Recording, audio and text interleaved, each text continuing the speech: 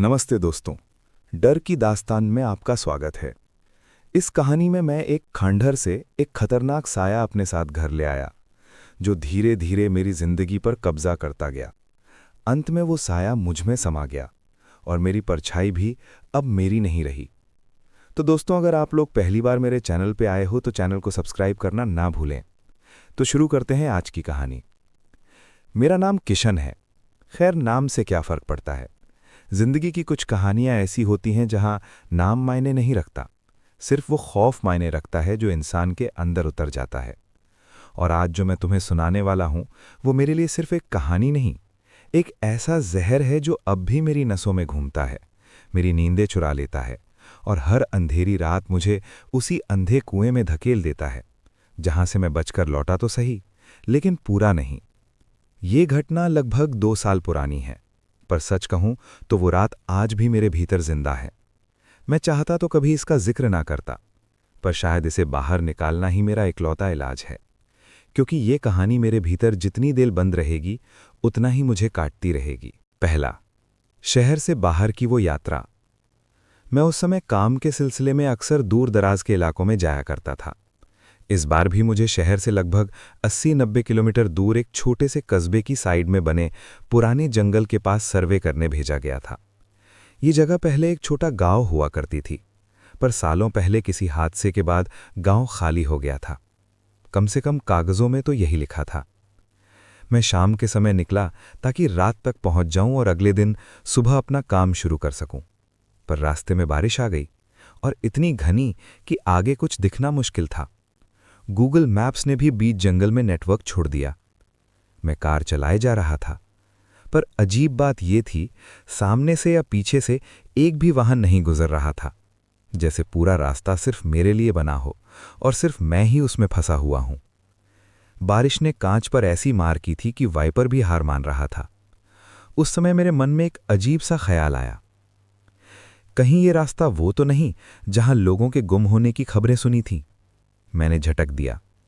मेरे जैसा आदमी डर को जगह नहीं देता, पर उस दिन पता नहीं क्यों डर की थोड़ी सी जड़ें मन में गहराने लगी थीं। दूसरा, सड़क के किनारे खड़ी वो लड़की। लगभग रात के 8:30 बजे होंगे। बारिश हल्की हो चुकी थी, लेकिन सड़क पर धुंध की मोटी चादर अभी भी फैली थी। तभी मेरे हेडलाइट के आगे कुछ हिला, एक आकृति। मैंने तुरंत ब्रेक लगाया। सामने सड़क के किनारे एक लड़की खड़ी थी, सफेद सलवार, खुले बाल और दोनों हाथ किसी अजनबी चीज को पकड़ने की तरह हवा में उठे हुए। मैंने कार धीमी की, कांच थोड़ा नीचा किया। हेलो, कोई दिक्कत? मेरी बात पूरी होने से पहले उसने गर्दन झुकाकर मेरी ओर देखा। उसके चेहरे पर कोई हाव भाव नहीं था। आंखें अजीब तरह से खाली, जैसे वो मुझ में नहीं, मुझसे परे किसी जगह देख रही हो। मैंने फिर पूछा, तुम ठीक हो? कहीं जाना है? उसने धीरे धीरे उंगलें उठाई और जंगल की ओर इशारा किया। बाएं तरफ घना काला अंधेरा, जहां पेड़ों की परछाइयां बिल्कुल स्थिर खड़ी थीं। फिर उसने एक अजीब सी आवाज में कहा, वो बुला रहा है। बस इतना ही।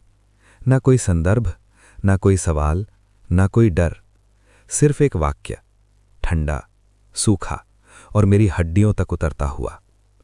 मैंने फौरन कार का दरवाज़ा बंद किया और इंजन स्टार्ट किया, पर कार ने उसी वक्त झटका खाया, जैसे किसी ने पीछे से पकड़ के रोक लिया हो। मैं चौंक गया। फिर दोबारा कोशिश की। कार स्टार्ट हो गई। जब मैंने आगे देखा, वो लड़की गायब थी। ना कोई फुटस्टेप, ना कोई आवाज़, बस धुंध की एक चालाक चादर। मेरी रीढ़ में कंपी उतर गई। मैंने एक्सेलरेटर दबाया और कार दौड़ा दी। तीसरा, वो पुराना गेस्ट हाउस। करीब आधे घंटे बाद मैं अपनी मंजिल पर पहुंचा। एक पुराना, लगभग सूना गेस्ट हाउस। कागजों में लिखा था कि यहां रात गुजारना सबसे सुरक्षित विकल्प है, क्योंकि आसपास और कोई ठहरने की जगह नहीं थी। गेस्ट हाउस बिल्कुल वीरान था। रिसेप्शन पर सिर्फ एक बुजुर्ग आदमी मिला, चेहरा पीला, आंखें धसी हुईं, जैसे सदियों से नींद न ली हो। मैंने कहा, एक रात के लिए कमरा चाहिए। वो मुझे घूरता रहा। थोड़ी देर बाद बोला, आज यहां ठहरना मत, बारिश के बाद वो जाग जाता है। मैं हंस पड़ा। कौन, भूत? वो बिना मुस्कुराए बोला, अगर भूत समझकर चैन मिलता है तो हाँ, भूत ही समझ लो। उसकी आंखें झुकी हुई थीं, पर उनमें एक सख्त डर था। वो डर जो सच को छिपाने की कोशिश भी नहीं कर सकता।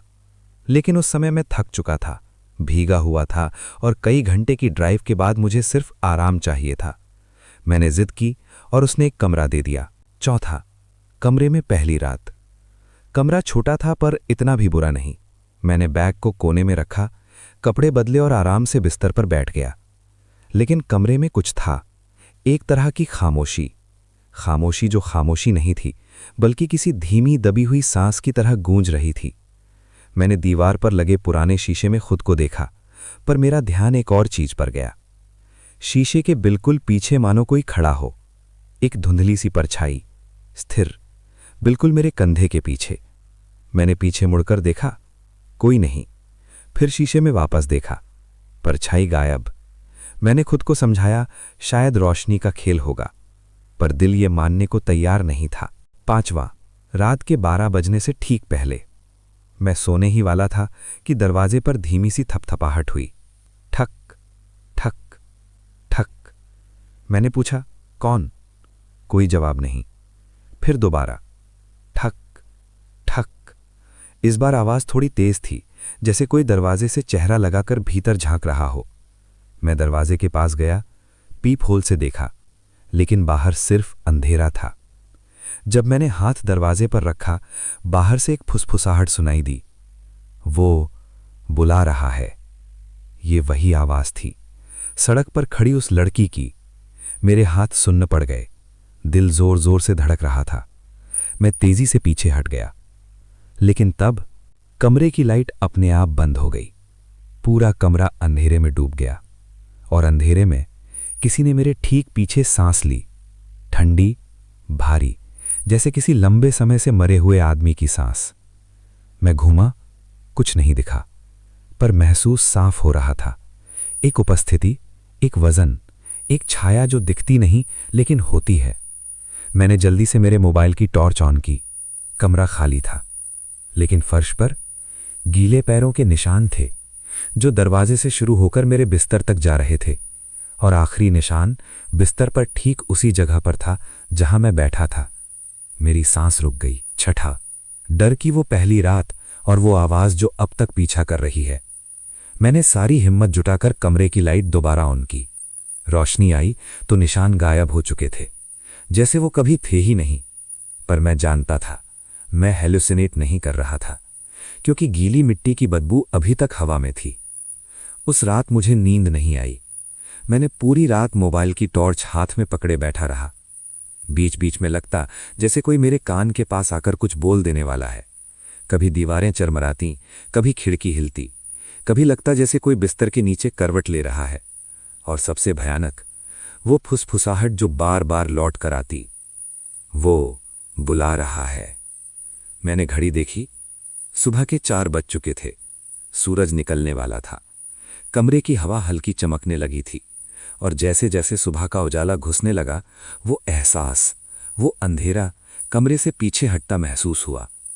पर मैं जानता था, ये खत्म नहीं हुआ, ये तो बस शुरुआत है। 7वां, सुबह, और वो बात जिसने मेरा खून जमा दिया। सुबह जब मैं रिसेप्शन पर पहुंचा, बुजुर्ग आदमी ने मुझे देखा और बोला, तुमने रात बिताई, ये अपने आप में चमत्कार है। मैंने थोड़ा गुस्से में पूछा, आखिर बात क्या है, ये जगह इतनी अजीब क्यों है? वो बोला, तुम्हें रात में कुछ सुना, देखा? मैंने थोड़ा हिचकिचा कर कहा, हाँ, एक आवाज कह रही थी वो बुला रहा है। शब्द सुनते ही उसका चेहरा सख्त हो गया।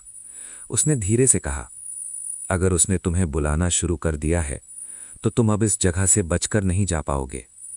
मैंने पूछा, कौन बुला रहा है? उसने मेरी तरफ देखा, एक ऐसी नजर से जिसमें डर, दया और चेतावनी तीनों थे, और उसने कहा, ये जंगल, ये सड़क, ये गेस्ट हाउस, ये सब उसी के हैं, और जिसकी आवाज तुमने सुनी वो लड़की नहीं थी, वो उसके आने का तरीका है। मैंने पूछा, आखिर है कौन? बुजुर्ग ने फुसफुसाते हुए कहा, छाया वाला। मेरे शरीर में ठंड दौड़ गई, और तभी मेरे मोबाइल में एक नोटिफिकेशन आया, कॉल। Unknown number. मैंने रिसीव किया। फोन के दूसरी तरफ वही आवाज, वो बुला रहा है। और तभी सिग्नल कट गया। मैं वहीं पत्थर की तरह खड़ा रह गया। गेस्ट हाउस की खिड़कियों से आती हल्की रोशनी जैसे किसी बूढ़ी मोमबत्ती की अंतिम लौ थी, टिमटिमाती, कमजोर और एक ऐसी रात की गवाही देती जिसने मुझे भीतर से हिला दिया था। मोबाइल में अभी भी मिस्ड कॉल उसी अनजान नंबर की चमक रही थी, और वो आवाज, वो बुला रहा है। ये आवाज अब मेरे दिमाग में नहीं, मेरी नसों में चिपकी हुई लग रही थी, जैसे किसी ने मेरा नाम लिए बिना ही मुझे पकड़ लिया हो। रिसेप्शन के उस बूढ़े आदमी, जिसका नाम शायद हर्जा था, ने अपने कांपते हाथ से मेरा मोबाइल रखा और धीरे से बोला, अब तुम यहां ज्यादा देर नहीं रुक सकते। जिसने तुम्हें पुकारा है वो पीछा छोड़ता नहीं। मैंने गुस्से और डर के बीच उलझे हुए स्वर में पूछा, तो मुझे करना क्या चाहिए, भाग जाऊं? वो हल्का सा हंसा, एक कड़वी थकी हुई हंसी। अगर भाग सकते होते तो यहां ठहरे हुए लोग पहले ही भाग जाते। मैं सन्न रह गया। क्या कोई और भी है यहां? मैंने पूछा। उसने धीमे से सिर हिलाया। कुछ थे, पर अब सिर्फ तुम हो। ये सुनकर मेरे पैरों में गुनगुनाहट सी फैल गई। मैं इस जगह पर अकेला था, और वो कुछ मुझे बुला रहा था, रात की वो दूसरी छाया। मैं सामान लेकर कार की तरफ बढ़ा ताकि सुबह होने का फायदा उठाकर तुरंत निकल जाऊं। पर जैसे ही मैंने कार का दरवाजा खोला, सीट पर कीचड़ भरे पैरों के हल्के निशान थे, मानो कोई रात में अंदर बैठा हो और फिर बिना कुछ छुए गायब हो गया हो। मैंने पूरा वाहन देखा, लॉक आगे पीछे चेक किए, सब बंद था, पर निशान थे, ठीक सामने की सीट पर। मेरे हाथ कांप गए। ये कैसे? हर्जा दरवाजे पर खड़ा था, मुझे देखते हुए। उसने कहा, ये उसका तरीका है। वो वस्तुओं को छूता नहीं, लेकिन उनके जरिए दिखाता है कि वो पास है। मैंने सिर झटका। सब बकवास है, मैं बस जा रहा हूं। जब मैंने चाबी घुमाई, इंजन घूमा, लेकिन कार स्टार्ट नहीं हुई। फिर कोशिश की, फिर फिर फिर कार एक अजीब भारी आवाज के साथ बंद हो गई, जैसे किसी ने इंजन के भीतर हाथ डाल दिया हो। मैं डर गया, पर गुस्से में कार का बोनट खोला। अंदर एक भी तार नहीं कटा था, सब सही था। लेकिन एक चीज थी, बोनट के लोहे पर हथेली का निशान, गहरा काला, जैसे राख से बना हो। हथेली इंसानी नहीं लग रही थी, उंगलियां लंबी और आधी मुड़ी हुई, मानो कभी सीधी खड़ी ही नहीं हो। मैं पीछे हटकर सांस ली। अब समझ गए? हर्जा बोला। वो तुम्हें जाने नहीं देगा। बुजुर्ग का सच और वो मनहूस कहानी। मैंने कटु स्वर में पूछा, तुम आखिर बताते क्यों नहीं कि ये सब है क्या? हर्जा ने गहरी सांस ली, मानो इस क्षण का इंतजार किया हो। तुम्हें वो लड़की दिखी थी ना सड़क पर, वो असली नहीं थी, वो उसी की परछाई है। लोग उसे छाया वाली कहकर बुलाते हैं। मैंने पूछा, ये सब किसकी छाया है? उसने नीचे देख लिया, कुछ देर बाद बोला, उसका नाम कभी नहीं लिया जाता। ये जंगल, ये रास्ता, ये पूरा इलाका उसकी मौत की जगह है, और जो यहां आता है वो उसे अपने पास बुलाता है। मैं सिहर कर पूछा, क्यों बुलाता है? हर्जा मेरे करीब आया और फुसफुसाया, क्योंकि वो कभी अकेला नहीं रह सकता। जो उसकी आवाज सुन ले, वो उसके जैसा बनने के लिए चुना हुआ होता है। मेरी रगों में सन्नाटा भर गया। मतलब वो मुझे अपने जैसा बनाना चाहता है? हर्जा ने मेरी आंखों में देखा। हाँ, और ये प्रक्रिया अब शुरू हो चुकी है। कमरे में मिली वो चीज। मैं वापस कमरे में गया, शायद कोई रास्ता, कोई सुराग मिल जाए। कमरा वही था, पर माहौल अलग, जैसे हवा में कोई ठंडा जमाव हो। मेरा बैग जहां पिछली रात पड़ा था, वहां अब नहीं था। वो बिस्तर के ऊपर रखा था, खुला हुआ। अंदर की सारी चीजें बिखरी हुईं, और बैग के पास एक छोटी पुरानी डायरी रखी थी, काली, धूल से भरी। कवर पर कोई नाम नहीं, सिर्फ एक निशान, 3 लकीरें जो एक ही बिंदु में जाकर मिलती थीं। मैंने उसे उठाया। कमरे में तापमान और गिर गया। पहले पन्ने पर लिखा था, अगर तुम ये पढ़ रहे हो तो समझ लो कि उसने तुम्हें चुन लिया है। मेरा दिल जोर जोर से धड़कने लगा। दूसरे पन्ने पर लिखा था, भाग मत जाना, वो रास्ते बदल देता है, वापस वहीं भेज देता है जहां वो चाहता है। ये पढ़कर मुझे सड़क पर उस लड़की की बात याद आई। वो बुला रहा है। मैंने तीसरा पन्ना पलटा। अगर उसकी परछाई दिख जाए तो समझ लेना कि वो पास है। अगर उसकी आवाज सुनाई दे तो समझ लेना कि वो तुम्हें देख रहा है। और अगर उसकी हथेली का निशान मिले तो समझ लेना कि वो तुम्हें छू चुका है। मैंने डायरी गिरा दी। होंठ सूख गए। कमरे के दरवाजे पर अचानक खर्र खर्र खर्र, जैसे कोई नाखून से दरवाजे पर रगड़ रहा हो। मैं धीरे धीरे पीछे हटा। फिर आवाज बदली। ठक ठक ठक। फिर वो फसफुसाहट। वो अभी यहीं है। मैंने चीखते हुए दरवाजा खोला, पर बाहर कोई नहीं था। सिर्फ एक लंबी छाया, सीढ़ियों के पास, दीवार पर लटकी हुई। लेकिन वहां कोई व्यक्ति खड़ा नहीं था। छाया खुद ब खुद धीरे धीरे मेरी ओर बढ़ने लगी। जंगल का बुलावा। मैं बदहवासी में गेस्ट हाउस से बाहर भागा। हर्जा ने मुझे रोकने की कोशिश की। जंगल मत जाना, वो तुम्हें वहीं ले जाना चाहता है। पर मेरे पांव खुद ब खुद उसी दिशा में जा रहे थे, जैसे किसी ने मेरी नसों को रस्सियों की तरह खींच रखा हो। मैंने महसूस किया मेरे अंदर एक और मेरा ही रूप कुछ आदेश दे रहा था। चलो चलो। गेस्ट हाउस के बाद सिर्फ काले पेड़ थे। पेड़ जिनके बीच हवा नहीं, सिर्फ सन्नाटा था। सन्नाटा जो किसी मृत संगीत की तरह गूंज रहा था।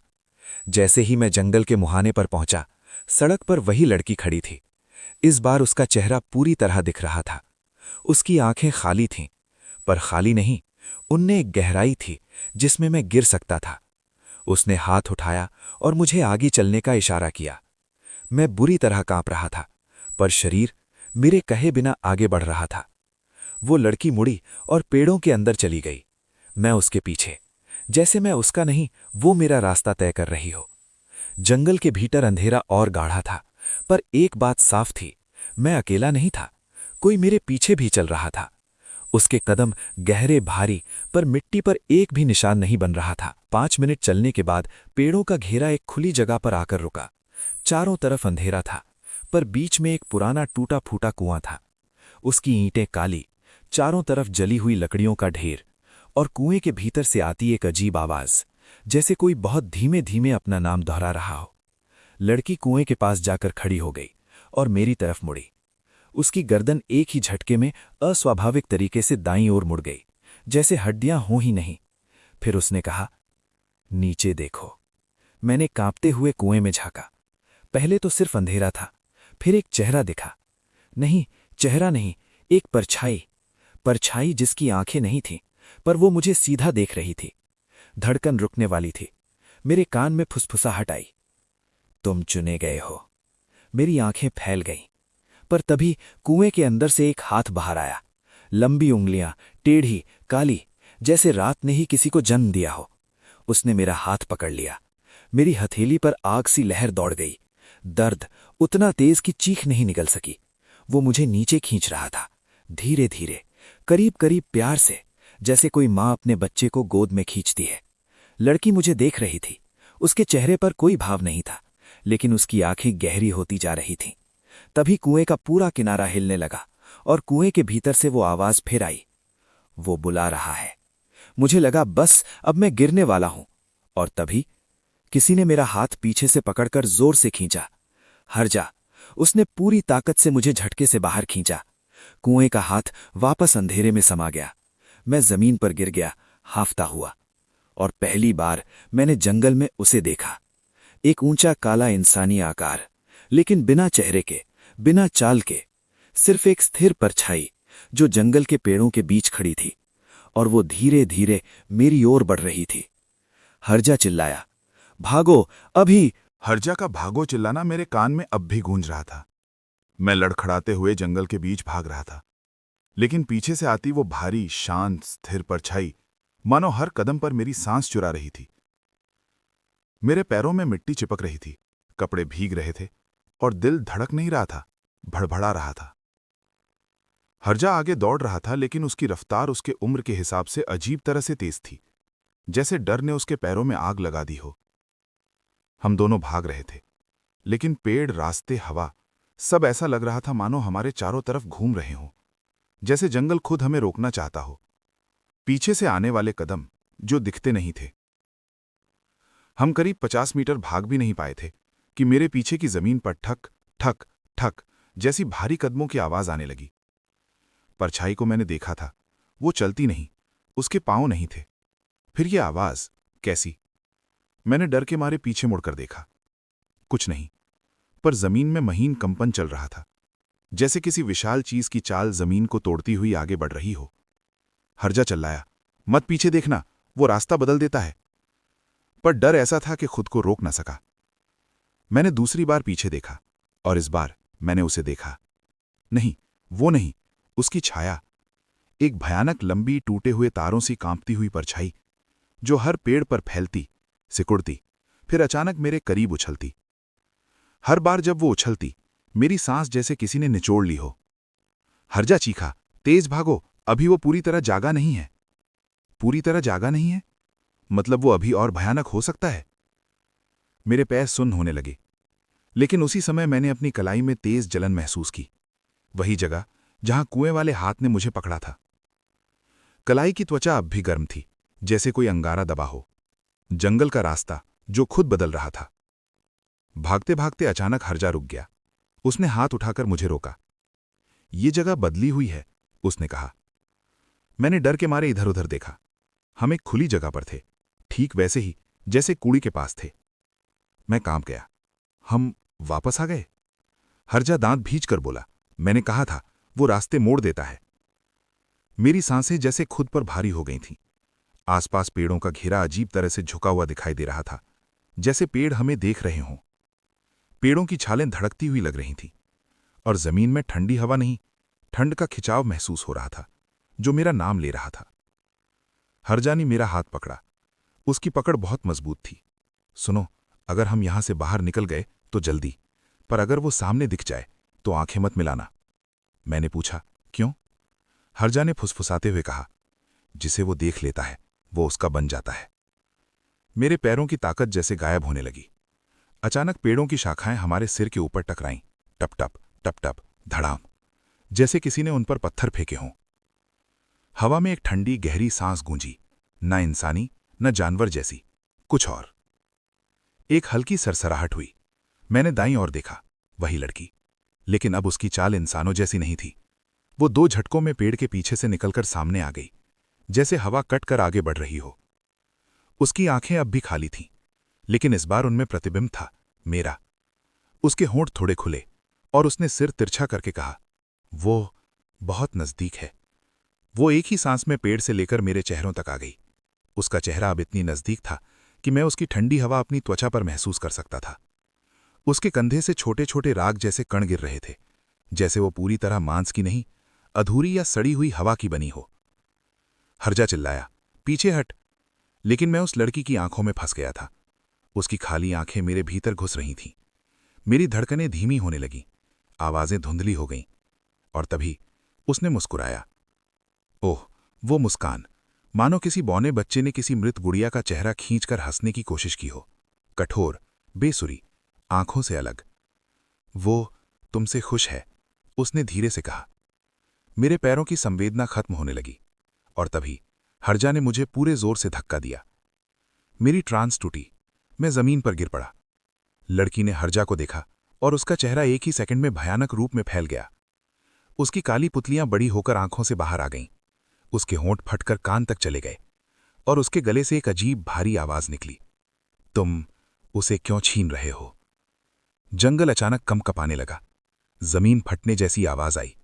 हर्जा पीछे हट गया। भाग, अभी। मैं उठना चाहता था, पर पैर नहीं उठ रहे थे, मानो जमीन ने पकड़ लिया हो। हर्जा ने किसी तरह मेरा हाथ पकड़ा और इस बार बिना पीछे देखे दौड़ पड़ा। हम भाग रहे थे, लेकिन हर बार लगता था कि जंगल और गहरा हो रहा है। पेड़ पास आते जाते, जमीन नर्म होती जाती, जैसे दलदल बन रहा हो। मुझे अचानक लगा जैसे कोई 2 हाथ मेरे पैरों को पकड़कर नीचे खींच रहे हों। मैं चीख पड़ा, हर्जा, मेरे पैर! हर्जा मुड़ा और उसने मुझे जोर से खींचा। जिस जगह मैं खड़ा था वो पल भर में ढह गई, जैसे जमीन ने एक मुंह खोल लिया हो। मैं कांप रहा था। ये क्या है? हर्जा हाँफते हुए बोला, वो अपने रास्ते बनाता है, तुम्हें खींचने के लिए। तुम अब उसके लिए एक रास्ता बन गए हो। मैंने पूछा, रास्ता? किसका रास्ता? हर्जा चिल्लाया, वो तुम्हारे जरिए बाहर आना चाहता है। मैं जम गया। मतलब वो कुएं से बाहर? हाँ, हर्जा चिल्लाया, तुम उसका जरिया हो। मेरी कलाई फिर जलने लगी, वही जगह जहां कुएं वाले हाथ ने मुझे पकड़ा था। इस बार जलन इतनी तीव्र थी कि लगा हाथ गल रहा है। मैंने दर्द में चीख मारी, कुछ करो, ये मुझे खींच रहा है। हरजा ने मेरी कलाई को पकड़ा, पर जैसे ही उसने उंगली रखी उसे भी एक झटका लगा। उसने डर कर हाथ पीछे खींच लिया। ये अब उसका निशान बन चुका है। मैं भीतर तक सुन्न हो गया।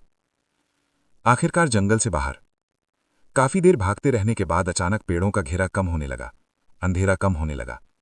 हमने दूर सड़क की एक झलक देखी और मैं पहली बार उम्मीद महसूस कर पाया। हम बाहर आ गए, मैंने हाफते हुए कहा। हरजा के कुछ नहीं कहा। उसका चेहरा शक से भरा था, जैसे उसे यकीन ही न हो कि यह असली रास्ता है।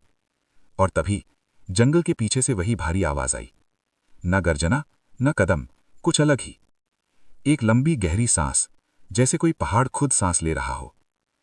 पेड़ों के बीच से वही परछाई दिखाई दी, अब पहले से बड़ी, पहले से साफ, पहले से तेज। हरजा ने मुझे धक्का देकर सड़क की तरफ दौड़ाया। भाग, और पीछे मुड़कर मत देखना। मैं भागा, पागलों की तरह, रोते हुए, कांपते हुए।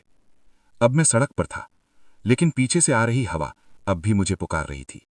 और तभी मेरे मोबाइल में वाइब्रेशन हुआ। Unknown number. मैंने डरते हुए स्क्रीन देखा।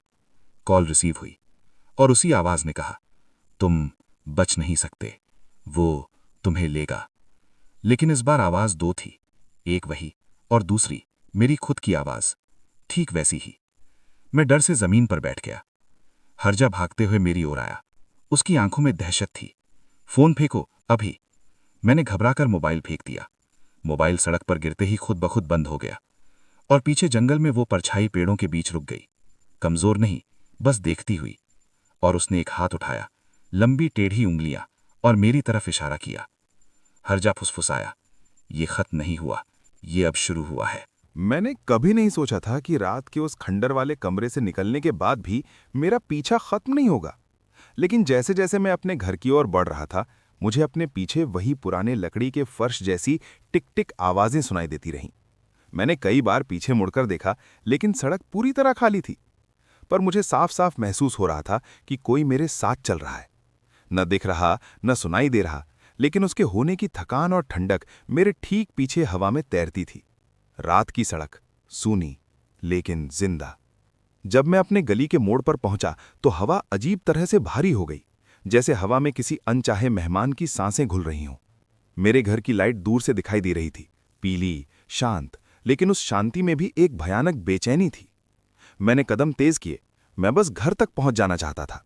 लेकिन जितना मैं तेज चलता, उतना ही पीछे की टिक टिक बढ़ती जाती। ऐसा लगा जैसे वो साया कह रहा हो, भाग कहाँ रहा है, मैं यहीं हूं।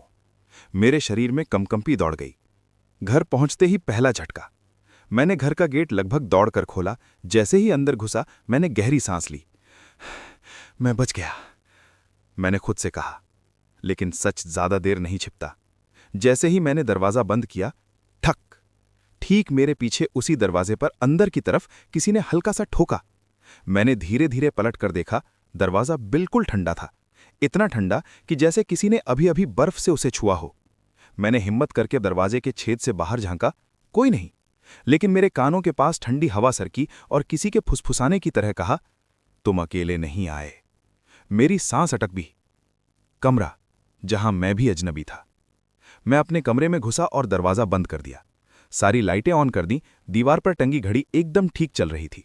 उसमें वही खंडहर वाली जगह की तरह रुकावट नहीं थी, लेकिन फिर भी कमरे में कुछ अलग था। कमरे की हवा पहले से ज्यादा ठंडी थी। मेरी अलमारी का दरवाजा थोड़ा सा खुला था, जबकि मैं हमेशा लॉक करता हूं। और खिड़की का पर्दा बिना हवा के भी हल्का हल्का हिल रहा था, जैसे किसी ने अभी अभी उसे छुआ हो। मैंने खुद को समझाने की कोशिश की, शायद मैं ज्यादा सोच रहा हूं। पर जो अगला पल हुआ, उसने मेरे पूरे शरीर की रूहें जमा दी। आईने में किसी और की परछाई। मैंने सोचा चेहरा धो लेता हूं। बाथरूम गया। जैसे ही आईने की तरफ झुका, मेरे पीछे की दीवार खाली थी, लेकिन आईने में मुझे लगा मेरे पीछे कोई झुका खड़ा है। काला, लंबा। चेहरा बिल्कुल नहीं दिखाई दे रहा था, जैसे अंधेरा खुद खड़ा हो गया हो। मैंने झट से पीछे मुड़कर देखा, कोई नहीं। फिर आईने की तरफ देखा, परछाई गायब। मेरी सांस भारी होने लगी। मैं बाथरूम से बाहर भाग आया। नींद नहीं, पर सपना शुरू। मैं बिस्तर पर बैठा, सिर पकड़कर। मुझे समझ नहीं आ रहा था कि मैंने उस जगह से क्या उठाकर साथ ले आया हूं। मैंने लाइट बंद करके लेटने की कोशिश की। कुछ मिनट तक मैं बस छत को घूरता रहा। कमरे में सन्नाटा था, ऐसा सन्नाटा जो कानों को काटता है। फिर खर खर, किसी के धीमे सांस लेने जैसी आवाज बिस्तर के नीचे से। मैं जम गया। मेरा दिल इतनी जोर से धड़क रहा था कि मुझे लग रहा था कि उसकी आवाज बाहर तक जा रही होगी। मैंने धीरे से झुककर बिस्तर के नीचे झांकने की कोशिश की, लेकिन अंधेरा बहुत घना था, इतना कि मोबाइल का फ्लैशलाइट भी उसमें डूब जाता। मैंने हिम्मत करके हाथ नीचे डाला, कुछ नहीं। मैं वापस लेट गया, पर तभी बिस्तर हल्का सा हिला, जैसे कोई नीचे से उसे धक्का दे रहा हो। मेरे होंठ खुद ब खुद कांपते हुए बोले, कौन है? अंधेरे में धीरे से जवाब आया, तू। मैंने सिर तक कंबल खींच लिया। आधी रात का मुजरिम, दरवाजा अपने आप खुलना। करीब आधा घंटा मैं कंबल में दुबका रहा। फिर अचानक कड़ाक, दरवाजा अपने आप धीरे धीरे खुल गया। एक ठंडी हवा का झोंका मेरे पैरों तक आया। मेरे कमरे के बाहर के गलियारे की लाइट बंद थी, लेकिन जैसे ही दरवाजा पूरा खुला, बाहर अंधेरे में एक हल्की सी परछाई दीवार पर थिरकती दिखाई दी। लंबी, असामान्य और झुकी हुई। वो दीवार पर ऐसे चल रही थी जैसे कोई टेढ़े पैर से चलता है। मैं चीखना चाहा पर आवाज निकली ही नहीं। परछाई मेरे कमरे में घुस आई, लेकिन मुझे दिख नहीं रही थी, सिर्फ उसकी चाल की आवाज, धीमी, घिसिटती हुई, चक्कर काटती हुई। मैंने गहरा सांस लेते हुए मोबाइल उठाया और रिकॉर्डिंग चालू कर दी। मुझे लगा अगर मैं मर भी जाऊं तो कम से कम ये सब रिकॉर्ड रह जाए। आवाजें करीब आईं, फिर मेरे ठीक सामने रुक गईं। अंधेरे में कोई आकृति उभरी नहीं, लेकिन मुझे महसूस हुआ कि कोई मेरे चेहरे पर झुककर मुझे घूर रहा है। ठंडी, बर्फ जैसी सांस मेरे गाल से टकराई, और फिर उसने मेरा नाम लिया। एकदम वही आवाज जो खंडहर में सुनी थी, जो मेरे सपने में सुनी थी, जो मेरे पीछे खड़ी थी। तुझे लगता है तो बच गया। मैंने आंखें कसकर बंद कर ली, और फिर वो मेरे सामने प्रकट हुआ। कमरे की ट्यूबलाइट अचानक फ्लिकर करने लगी, और हर फ्लिकर में मैं उसे आधा देखा। पहले सिर्फ काली रूपरेखा, फिर झुका हुआ शरीर, फिर लंबी असामान्य गर्दन, फिर उसकी आंखें, दो गहरे, बिल्कुल खाली गड्ढे। वो मेरे बिस्तर के ठीक पास खड़ा था। मैं हिल भी नहीं पा रहा था। उसने अपना हाथ धीरे धीरे मेरी ओर बढ़ाया। हाथ नहीं, हाथ जैसी कोई चीज, लंबी, काली, सरकती हुई उंगलियां मेरे गले तक आने ही वाली थीं कि एक झटका और सब खत्म। लाइट पूरी तरह बंद हो गई। कमरा अंधेरे में डूबा।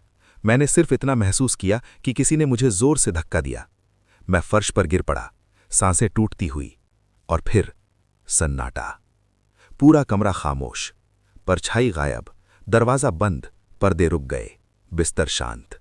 सब जैसे कभी कुछ हुआ ही नहीं। लेकिन मैं जानता था वो गया नहीं है, वो बस छुप गया है, कहीं मेरे ही घर में, या शायद मेरे अंदर। उस रात के बाद मेरी जिंदगी दो हिस्सों में बंट गई। एक वो जो पहले थी, और एक वो जिसमें अब मैं हर सांस डर के साथ लेता था। मैं जान गया था कि वो साया मेरे साथ सिर्फ घर तक नहीं आया, वो मुझसे जुड़ गया था। सुबह जो मेरी नहीं लगी। सुबह जब मैं उठा तो सूरज की रोशनी कमरे में फैली हुई थी। सब कुछ सामान्य लग रहा था, इतना सामान्य कि डर और बढ़ गया। मैंने उठकर कमरे को देखा। कोई निशान नहीं, कोई परछाई नहीं, सब कुछ चुप। लेकिन जैसे ही मैं आईने के पास गया, मैंने अपने चेहरे पर कालापन देखा, जैसे किसी ने नींद में गाल पर हाथ रखा हो, ठंडा, स्याह हाथ। मेरा दिल धड़क उठा। रात की डरावनी यादें फिर सिर उठाने लगीं, लेकिन मैंने खुद से कहा, आज ये सब खत्म करूंगा। मैं उस खंडहर वाली जगह पर वापस जाने वाला था, क्योंकि किसी भी बुरी चीज से छुटकारा पाने के लिए उसे वहीं छोड़ना पड़ता है जहां से वो शुरू हुई हो, वापस वहीं जहां सब शुरू हुआ। मैं दोपहर तक वहां पहुंच गया। दिन का उजाला था, लेकिन उस जगह की हवा में अभी भी अंधेरा तैर रहा था। चिड़ियों की आवाजें जैसे इस इलाके को छोड़ देती थीं। मैं अंदर गया। टूटी हुई दीवारें पहले से ज्यादा काली लग रही थीं। सालों की धूल जैसे मेरे पैरों से चिपक रही थी। मैंने उस कमरे में कदम रखा जहां पहली बार मैंने उसे देखा था। जैसे ही मैं अंदर पहुंचा, कमरे की हवा तुरंत ठंडी हो गई। मेरी सांस धुंध बनकर निकलने लगी। उसी वक्त मेरी रिकॉर्डिंग ऐप अपने आप चालू हो गई, बिना बटन दबाए, और उसमें भारी टूटी आवाज आई, फिर आ गया। मेरे हाथ कांप गए। मैंने जोर से कहा, तू क्या चाहता है? मुझसे क्यों जुड़ गया है? कमरा कुछ सेकंड तक शांत रहा। फिर आवाज आई, क्योंकि अब तू मेरा रास्ता खोल चुका है, दरवाजा जो कभी बंद नहीं होता। अचानक कमरे के बीचों बीच एक छोटा सा अंधेरा घूमने लगा, जैसे हवा भंवर में बदल रही हो। वो गोलाई बड़ी होने लगी, काली, चिपचिपी, अंदर खींचने वाली। मुझे समझ नहीं आया कि क्या हो रहा है, लेकिन मैं पीछे हटने लगा। भंवर के भीतर से वही साया बाहर झुका, इस बार पूरा। उसका शरीर लंबा और टेढ़ा, चेहरा खोखला, हाथ जमीन पर घिसटके हुए जैसे बिल्कुल वजन न हो। वो मेरी ओर बढ़ने लगा और हर कदम पर कमरे की दीवारें हिलने लगीं। मैंने भागने की कोशिश की, पर दरवाजा अपने आप बंद हो गया, इस बार कसकर। मैंने पूरी ताकत से धक्का दिया, पर वो नहीं खुला। पीछे से आवाज आई, अब तू जाएगा मेरे साथ। अचानक कमरे की सारी लाइट गायब हो गई। मैं सिर्फ उसकी सांस सुन पा रहा था, ठंडी, खाली, मरियल। फिर उसने मेरे कंधे पर हाथ रखा। ऐसा लगा जैसे बर्फ मेरे खून में उतर गई हो। मेरी रीढ़ जम गई। तू अब मेरा हिस्सा है। उसकी आवाज मेरे कान में घुसती चली गई, और अचानक वो साया सीधे मेरे भीतर समा गया। मुझे लगा जैसे कोई भारी जहरीली चीज मेरे दिल में घुस गई हो। मेरी आंखें अंधेरे से भरने लगीं, मेरी सांसें थमने लगी। मैं जमीन पर गिर पड़ा। बाहर की दुनिया धुंध में बदल गई। मुझे लगा मैं खत्म हो गया। आंख खुली तो सन्नाटा नहीं था। कुछ घंटों बाद, या शायद कुछ मिनट, मेरी आंख खुली। मैं वहीं पड़ा था, पर साया गायब था, भंवर भी गायब। कमरा फिर शांत था। मैं उठकर धड़धड़ाते कदमों से बाहर निकला। हवा अब साफ थी, पक्षियों की आवाज लौट आई थी। मैंने सोचा शायद वो चला गया, शायद मैं आजाद हूं। पर जैसे ही मैंने बाहर कदम रखा, मेरी जेब में मोबाइल खुद ब खुद ऑन हुआ। स्क्रीन पर रिकॉर्डिंग चल रही थी। उसमें आखिरी आवाज आई, मैं बाहर नहीं आया, मैं तेरे अंदर हूं। मेरे हाथ से मोबाइल गिर गया। मेरी सांस रुक गई, और तभी मेरी अपनी परछाई जमीन पर हिली, बिना मेरे हिलने के। वो मेरे कदमों से अलग खड़ी थी, मुस्कुरा रही थी, बिना चेहरों वाली मुस्कुराहट। और मैंने धीमे से सुना, अब हम दो नहीं, एक हैं। दोस्त, ये थी हमारी आज की कहानी। तो दोस्तों, अगर आपको कहानी पसंद आई हो तो वीडियो को लाइक करना ना भूलें, और ऐसी और कहानी को सुनने के लिए हमारे चैनल को अभी सब्सक्राइब करें। तो मिलते हैं अपनी अगली कहानी में।